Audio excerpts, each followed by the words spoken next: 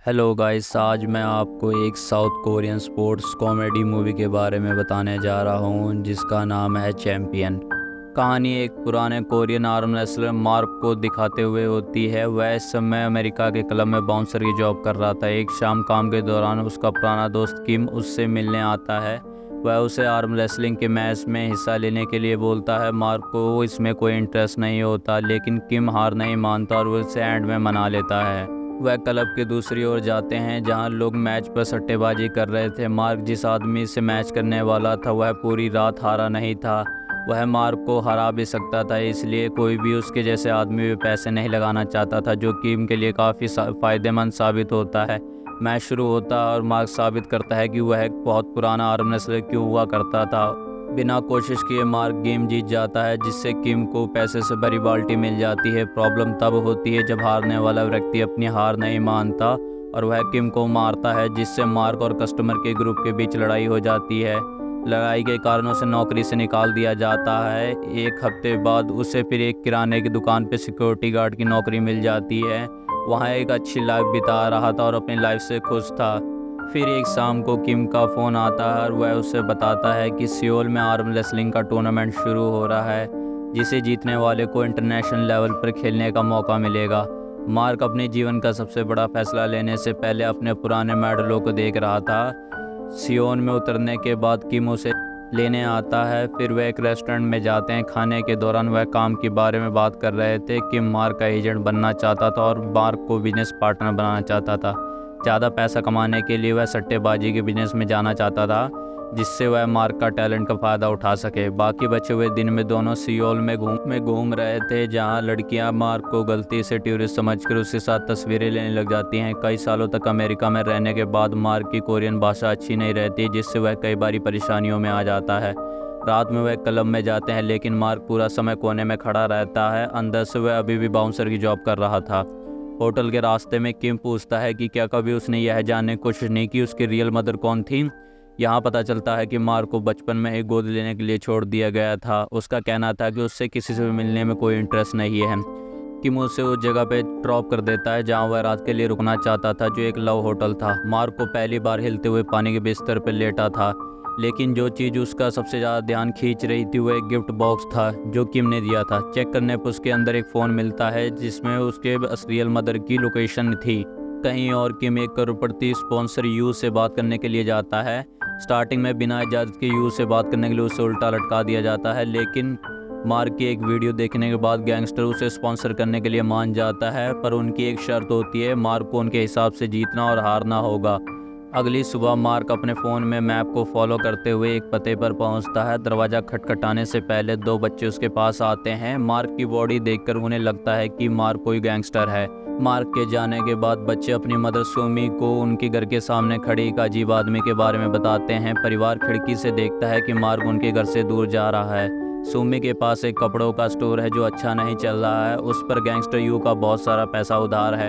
You को जब भी मौका मिलता है उसे परेशान करता है। उस दिन काम के दौरान उसने मार्क और यू को मॉल के क्लब में घूमते हुए देखा। किम मार्क को स्पॉन्सर से मिलवाने के लिए और मार्क की ताकत दिखाने के लिए लाया था। वहाँ हमें चैंग नाम का एक अमीर बिगड़े लड़का भी दिखाई देता है जो सट्टे पे सबसे ज़्यादा पैसा लगाता है। मार्क नेवी ऑफिसर को हराकर अपनी ताकत साबित करता है। जीतने के कारण मार्क और किम को एक 5 स्टार होटल में लग्जरी कमरा दिया जाता है। किम को यू से एक मैसेज मिलता है जिसमें मार्क को कल पहला मैच जीतना चाहिए और दूसरा मैच हारना चाहिए। उसे डर था कि मार्क उसकी बात नहीं मानेगा।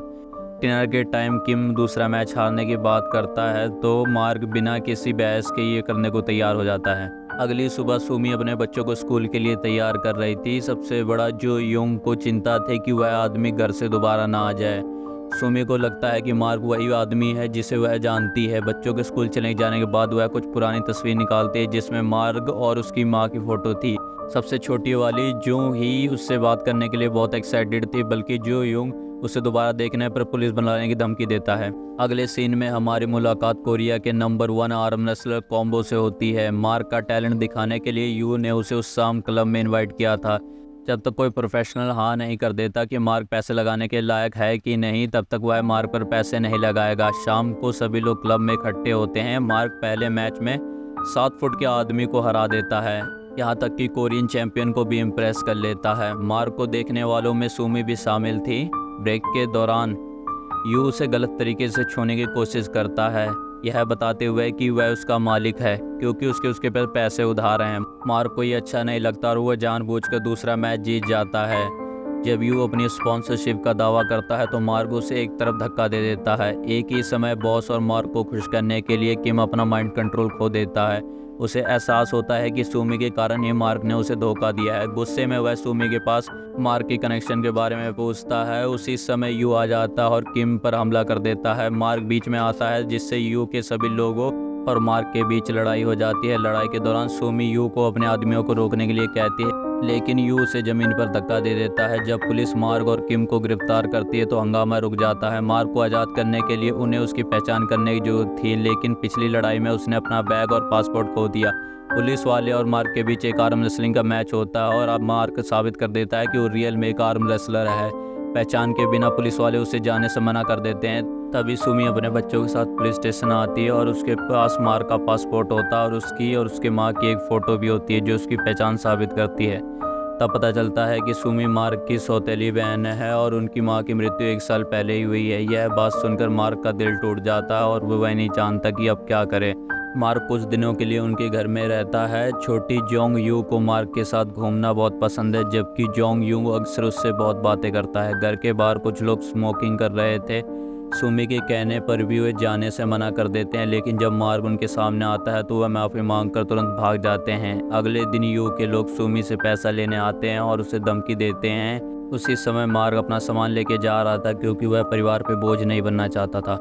वो यू के लोगों को मार के भगा देता और लेकिन मार्क को एहसास होता है कि उसे अपने परिवार के साथ रहना चाहिए।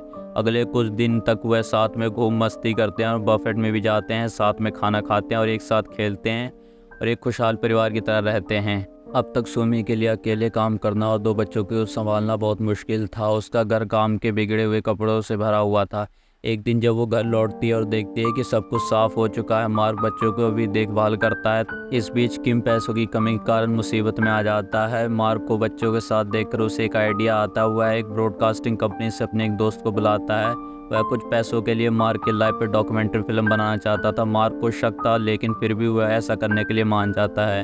अगले सीन में हम मार्क को और उसके परिवार को सैर पर जाते हुए देखते हैं। वह कोरिया के चैंपियन कॉम्बो से एक चैरिटी इवेंट में लोगों से आर्म रेसलिंग करते हुए देखते हैं। मार्क उसे चैलेंज करता है और जीत भी जाता है। कुछ हफ्ते बाद उसके मुश्किल भरे पास्ट और अडॉप्शन और आर्म रेसलिंग की मेहनत पर एक फिल्म बनाई जाती है और टीवी पर दिखाई जाती है। शो तुरंत सक्सेसफुल हो जाता है और उनकी अच्छी खासी कमाई भी हो जाती है। बच्चे अपनी चाचा को और इज्जत से देखने लग जाते हैं। एक दिन स्कूल जाते समय उन्हें एक महिला को मार्क के बारे में बुरा भला कहते हुए सुना। उसका जवाब देने के लिए जोंग यू बताती है कि उनके चाचा एक चैंपियन है और उससे वादा करते हैं कि उसके लिए एक नेशनल चैंपियनशिप जीतेंगे। अगले सीन में हमारी मुलाकात किम के पिता से होती है, जो बूढ़े हैं लेकिन लाइफ स्पेंड करने के लिए बहुत कड़ी मेहनत करते हैं। किम का ज़्यादा पैसे कमाने पर अड़े रहने का रीज़न यह है कि वह अपने पिता को सबसे अच्छी लाइफ देना चाहता है। उस दिन घर लौटने पर जो योंग ने मार्क को कई ईमेलें दिखाई जो उसकी माँ हर दिन लिखा करती थी। मार्क को पता चलता है कि उसकी माँ की लाइफ का सबसे बड़ा दुख उसे गोद लेने के लिए देना था। अपने पूरे जीवन में उन्होंने ऐसे कई पते पे ईमेल भेजी जो मार्क की थी ही नहीं। ईमेल में उसे ये भी पता चलता है कि मार्क की मदर बहुत गरीब थी, फिर भी वो चाहती थी कि मार्क की लाइफ बेहतर हो। यहाँ तक कि मौत के टाइम पर वह चाहती थी कि वो मार्क से मिले और माफ़ी मांगे। मार्क को ये भी पता चलता है कि सुमी उसकी सौतेली बहन नहीं है। उसके माँ बाप की मृत्यु के बाद उसकी माँ उसे अपने पास ले आई थी। यह जानकर मार्क बहुत दुखी होता है। अगले सीन में परिवार मार्क की मदर की कब्र पे जाता है। रास्ते में वह सुमी पर झूठ बोलने पर बहुत गुस्सा करता है। मार्क उन्हें छोड़कर हमेशा के लिए अमेरिका जाने का फैसला लेता है। किम उसे रोकने की कोशिश करता है क्योंकि उसने अभी तक टूर्नामेंट में हिस्सा नहीं लिया। गुस्से में मार्क ने उस पर पैसे के लिए अपने दोस्त का इस्तेमाल करने का आरोप लगाता है। अगले सीन में हम कोरिया के चैंपियन कॉम्बो को चैंपियनशिप के लिए एक्सरसाइज करते हुए देखते हैं। गैंगस्टर यू एक बुरे आर्म रेसलर केन को हायर करता है, जो बिल्कुल भी अच्छा आदमी नहीं था। वह अपने अपोनेंट के हाथ तोड़ने के लिए फेमस था। कुछ समय पहले उसे दवाइयों लेते समय पकड़ा गया था, इसलिए आर्म रेसलिंग से बाहर कर दिया गया था। मार्क भी अपने आप को अच्छे से तैयार कर लेता है। आखिरकार टूर्नामेंट का दिन आ ही जाता है। बच्चे घर पर अकेले होते हैं और जब उन्हें पता चलता है कि वह मार्क को मेडल लौटाना भूल गए हैं तो इस बहाने वह बस में चढ़ जाते हैं और रेसलिंग देखने के लिए टूर्नामेंट में जाते हैं। छूमी को उसके फ्रेंड से पता चलता है कि उसके बच्चे टूर्नामेंट में हैं। टूर्नामेंट शुरू होता है और केन, मार्क और कॉम्बो को 3 अलग ग्रुप में रखा जाता है। वह सभी अपने कंपटीटर पर हावी रहते हैं और सेमीफाइनल में अपनी जगह बनाते हैं। बुरा केन अपने कई ओपोनेंट को चोट पहुंचाता है और फाइनल में पहुंच जाता है। करोड़पति इन्वेस्टर चैंग और उसके लोग अपना सारा पैसा केन पे लगाते हैं। मार्क बहुत अच्छा खेल रहा था, उन्हें सारे पैसे खोने का डर था, इसलिए चैंग ने यू को अपने खिलाड़ी की जीत पक्की करने के लिए बोलता है। यू मार्क को कॉम्बो से सेमीफाइनल में हारने के लिए किम को $2 लाख का ऑफर करता है। किम ऑफर एक्सेप्ट कर लेता और पैसे ले लेता। वह मार्क को बताने जाता है लेकिन मार्क इस डील को एक्सेप्ट करने से मना कर देता है क्योंकि उसने जुंग यू को से प्रॉमिस किया था कि वह उसके लिए चैंपियनशिप जीतेगा।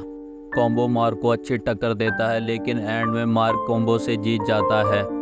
मैच के ब्रेक के दौरान यू किम को पकड़ लेता और उसे पीटने के लिए आगे बढ़ता है। मार्क गैंगस्टर को धक्का देकर अपने दोस्त को बचा लेता है। किम भी पैसे के बारे में भूल जाता और उसे मैच किसी भी कीमत पे जीतने के लिए कहता है। फाइनल मैच शुरू होता और हर कोई इसे देखने के लिए अपनी सांस से रोक के खड़ा होता है। केन बेईमानी से खेलता और जानबूझ के मार्क के अंगूठे को जोर से खींचता है जिससे उसके हाथों में पेन होने लग जाता है। मैच केन के पास जाते हुए दिखता है लेकिन तभी मार्क अपनी आंखों से देखता है कि बच्चे उसके लिए प्रेयर कर रहे हैं। उनके सामने अपनी काबिलियत साबित करने के लिए वो एक न्यू एनर्जी के साथ केन के हाथ को पलटा देता और एंड में वह मैच जीत जाता है। आखिरी सीन में मार्क कहता है कि वह अपनी माँ से बहुत प्यार करता है, वह उनके दुख के बारे में रोने के अलावा कुछ नहीं कर सकता और इसी के साथ ये कहानी यहाँ पर ख़त्म हो जाती है। तो दोस्तों ये थी चैंपियन 2018 मूवी की कहानी। अगर वीडियो पसंद हो तो वीडियो को लाइक कर देना, चैनल पर नए हो तो सब्सक्राइब कर दीजिए और नेक्स्ट एक्सप्लेनेशन किस मूवी की चाहिए मुझे कमेंट सेक्शन में जो बता देना।